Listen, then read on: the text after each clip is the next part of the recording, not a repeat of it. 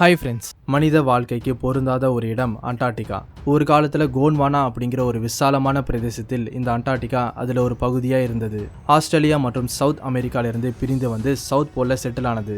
சுமார் 13 million square kilometres பரப்பளவை கொண்ட அண்டார்டிகா உலகின் 5வது பெரிய கண்டமாக இருக்கு. அண்டார்டிகா மற்றும் அங்கே இருக்கும் பனிக்கட்டிகளை முதல் முறையாக கண்டுபிடிச்சது பிரிட்டிஷ் கடற்படையின் எட்வர்ட் பிரான்ஸ்ஃபீல்ட் அப்படிங்கிற மாலுமி.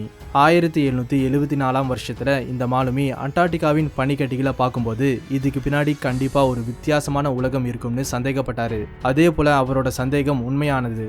அந்த மாலுமி அண்டார்டிகா பகுதியின் கரைக்கு போய் சேர்ந்தாரு. ஆனால் அதுக்கப்புறம் அந்த கண்டத்தில் கால் வைக்க இன்னும் ஒரு 70 வருஷங்கள் ஆனது.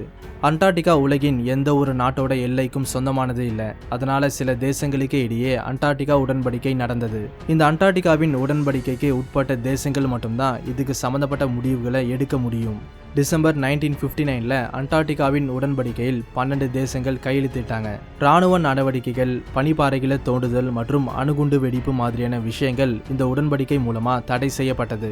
அண்டார்டிகாவில் வெறும் விஞ்ஞானிகளின் ஆராய்ச்சி பணி மற்றும் சுற்றுலா பயணிகளுக்கு மட்டும்தான் அனுமதி இருக்கு.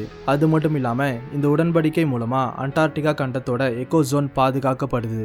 அப்போத்திலிருந்து இப்போ வரைக்கும் சுமார் 54 தேசங்கள் இந்த உடன்படிக்கையில் கையெழுத்திட்டு இருக்காங்க. இப்போ உலகின் நிறைய தேசங்களுக்கு சம்பந்தப்பட்ட 4000க்கும் அதிகமான விஞ்ஞானிகள் அங்க ஆராய்ச்சி பண்ணிட்டு இருக்காங்க. தொடர்ந்து இந்த மாதிரி நிறைய இன்ட்ரெஸ்டிங்கான வீடியோஸை பார்க்க நம்ம சேனலை சப்ஸ்கிரைப் பண்ணி அந்த நோட்டிஃபிகேஷன் பெல்ல ஆல்ல செட் பண்ணிக்கோங்க.